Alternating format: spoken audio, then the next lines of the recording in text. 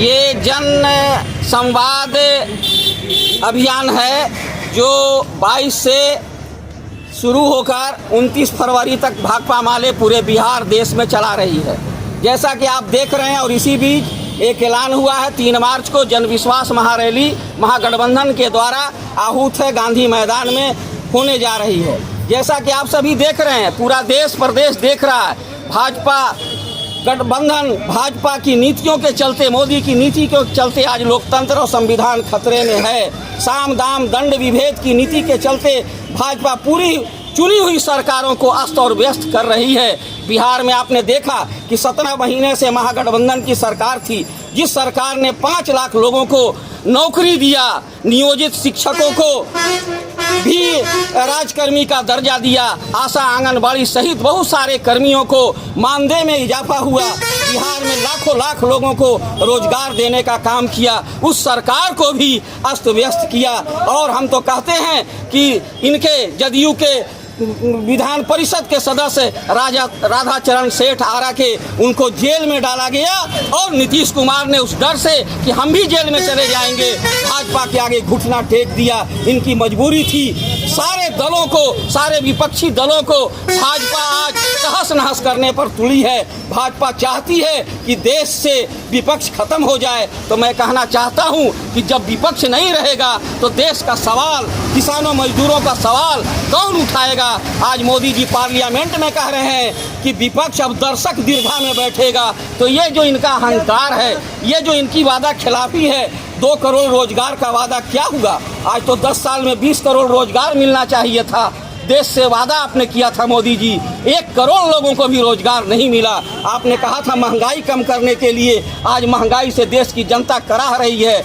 60,000 करोड़ रुपया ये किसान सम्मान निधि देते हैं, लेकिन 62,445 करोड़ जो सब्सिडी खाद पे दी जाती थी उसमें कटौती आपने कर दिया। अभी जो बजट पास हुआ उसमें जो प्रधानमंत्री आवास योजना की राशि 23 में जो 79,590 करोड़ लागू पारित हुई थी, उसको घटा के 54,130 करोड़ आपने कर दिया। तो प्रधानमंत्री आवास योजना की राशि में कटौती, किसानों के खाद में सब्सिडी की कटौती करके खाद बीज आज महंगा हो गया, कृषि की लागत बढ़ती जा रही है, किसान आंदोलनरत है। आपने कहा 3 कृषि कानून आपने लागू किया, जब किसानों ने आंदोलन किया तो उसे वापस लिया, और आपने कहा कि हम MSP लागू करेंगे। आज किसान देश के आंदोलन में है, लेकिन आपने MSP को लागू नहीं किया। तो ये सारे सवालों पर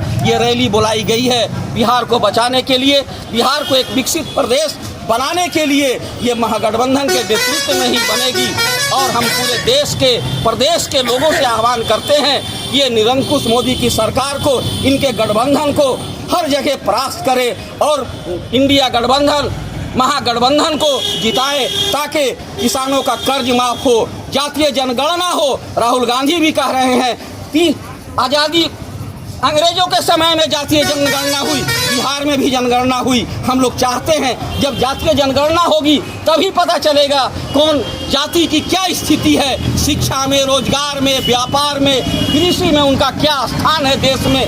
तो जातीय जनगणना देश में होनी चाहिए। महागठबंधन का एजेंडा है कि राष्ट्रीय हमारी सरकार बनी महागठबंधन की तो जातीय जनगणना कराएंगे, फिर किसानों का कर्ज माफ होगा, महंगाई पर रोक लगेगी, लोगों के रोजगार के अवसर खुलेंगे। इसलिए हम लोग अपील कर रहे हैं, जनता के साथ संवाद के जरिए इन सारी बातों को बता रहे हैं। बहुत बहुत धन्यवाद। इनकलाब जिंदाबाद। कैसर निहाल, भाकपा माले जिला कमेटी के सदस्य, इंसाफ मंच के जिला अध्यक्ष। एक बार चुनाव भी लड़ चुके हैं ना? हाँ जी, 2010 से विधानसभा का प्रत्याशी था, 2010 में। जी, ये कार्यक्रम पूरे बिहार के हर जिला के छठी बाजारों के होते हुए 21 से लेकर 27 तक जन विश्वास अभियान के तहत जिस तरह से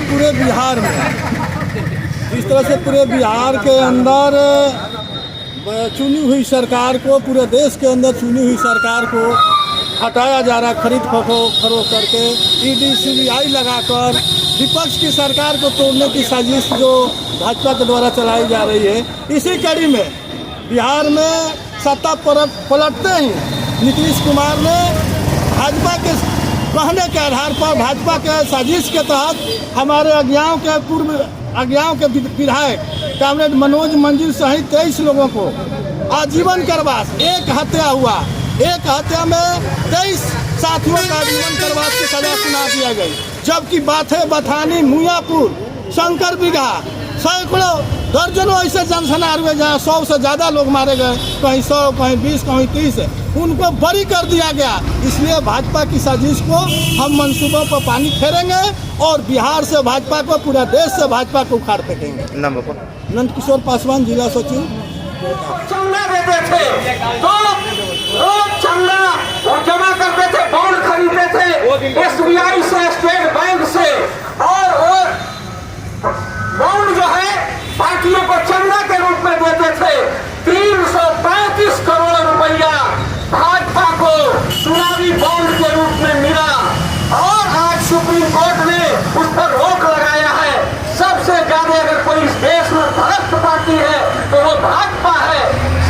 ये कोई भी, यानी आपसे, जनता से मांगा जा रहा है जमीन को आधार से लिंक करो, तो अपनी पूरी पूंजी को, राशन कार्ड को आधार से लिंक करो, लेकिन किस पार्टी को इस देश के टाटा, बिरला, जिंदल, बजाज, रिलायंस ने कितना पैसा दिया, तो इसको आप क्यों सार्वजनिक नहीं कर रहे हैं?